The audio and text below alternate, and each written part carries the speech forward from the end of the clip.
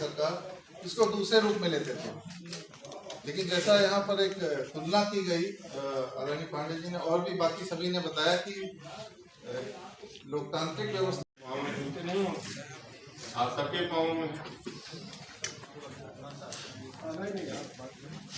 तो BPL list मंगाई। मैं देखा कि गांव में होता क्या, और लिस्ट देख के मुझे बड़ा आश्चर्य हुआ कि जिन्हें बीपीएल लिस्ट में होना था उनका नाम कहीं है ही नहीं, और जिन्हें नहीं होना था उनका सबका नाम। अब ये बीपीएल लिस्ट बनती कैसे? पहले तो कोई पैमाना होता था, अब कार्यक्रम हो रहा है। बड़ा अनोखा कार्यक्रम है। मौजूदा परिवेश में लोग गांव के से दूर जाके शहरों में अपने जीवन को तलाश रहे हैं कि हम वहां जाके बेहतर करेंगे। क्या कहना चाहेंगे आज के कार्यक्रम को लेकर, क्या प्रयास किया जा रहा है?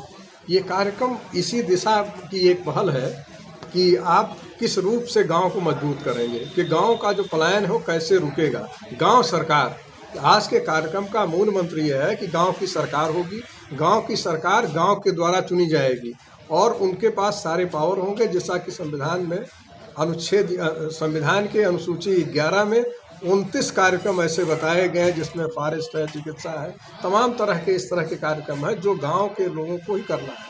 और गांव के लोगों को करना है तो गांव के लोग ही उस पर अपनी प्रतिक्रियाएं दे सकते हैं तथा गांव के उत्थान और गांव के विकास की बातें कर सकते हैं।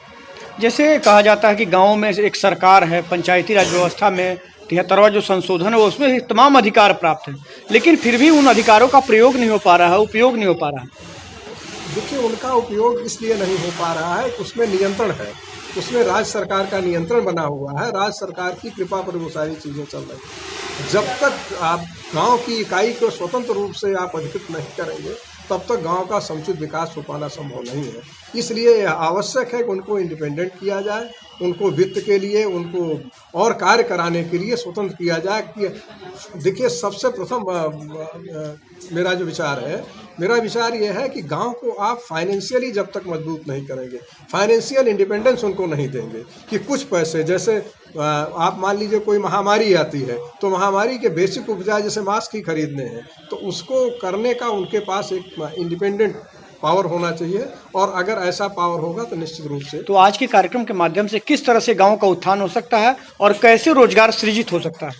आज के कार्यक्रम का यही उद्देश्य है कि गांव की सरकार जो होगी वो गांव की सरकार अपने संविधान अनुच्छेद 243 में वर्णित व्यवस्था के अनुसार तथा संविधान के अनुसूची 11 में दिए गए अब जो विषय हैं उस पर स्वतंत्र रूप से गांव को कार्य करने का अधिकार दिलाए जाने हेतु ये आज का कार्यक्रम जो आयोजित किया गया, श्री सी वी पांडे साहब ने आयोजित किया है।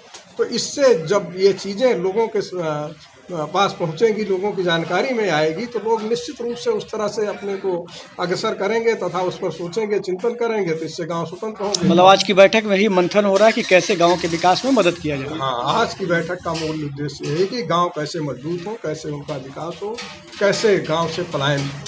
चलिए, बहुत बहुत धन्यवाद।